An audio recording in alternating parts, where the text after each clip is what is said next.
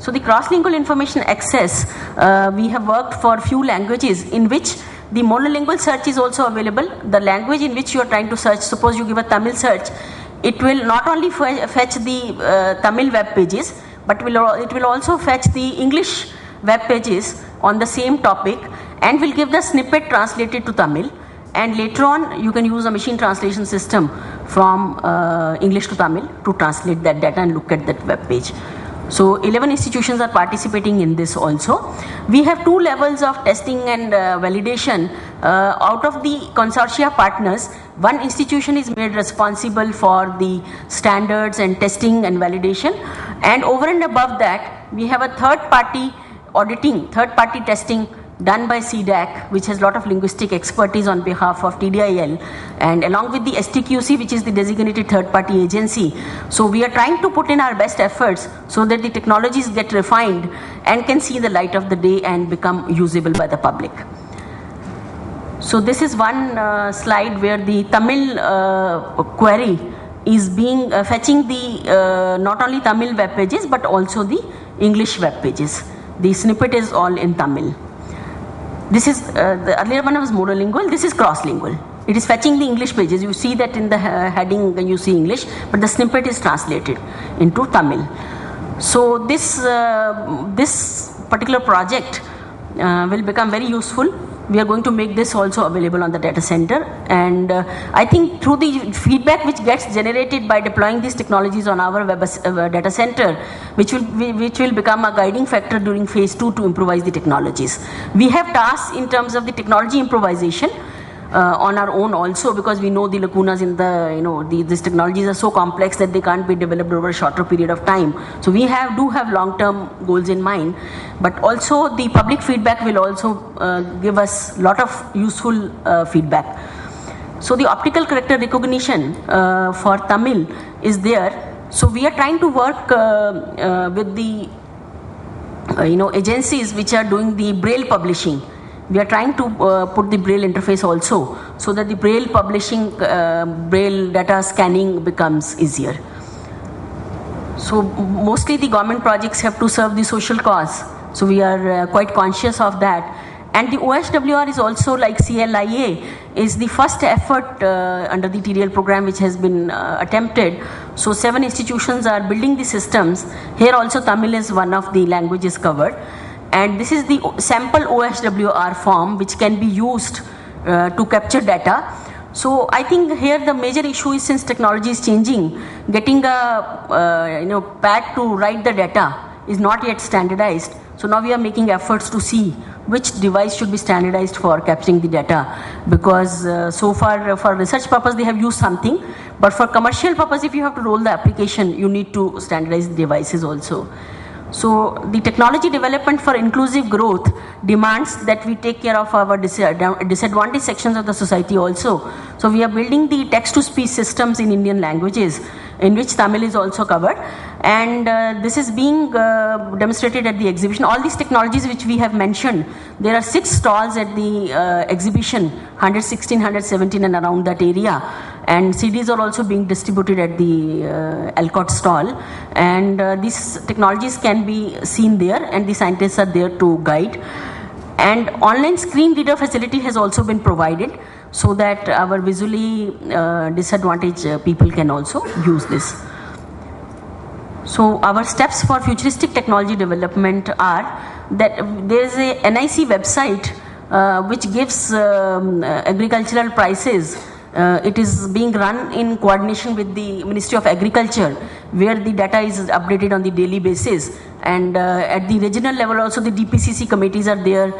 The dynamically data is captured, it is published in the newspaper, and on the website is available. Since this application is up and running, we thought that we will provide the speech recognition on that application. So for development of any speech technology, we require the annotated speech corpora. So we have developed some corpora in these languages, which is approximately of 50 hours. And even the TTS project underneath is building speech corpora for their work. So these also will be available to other researchers. And the application which I was mentioning, this agricultural commodity prices, this project is up and running on the NIC website. So we want to support this with the speech recognition software. Suppose the farmer can want to make a query from the website through the voice, to the telephone. It will be interlinked through the telephone, and they can ask the prices right in the morning to take decisions where to sell their produce.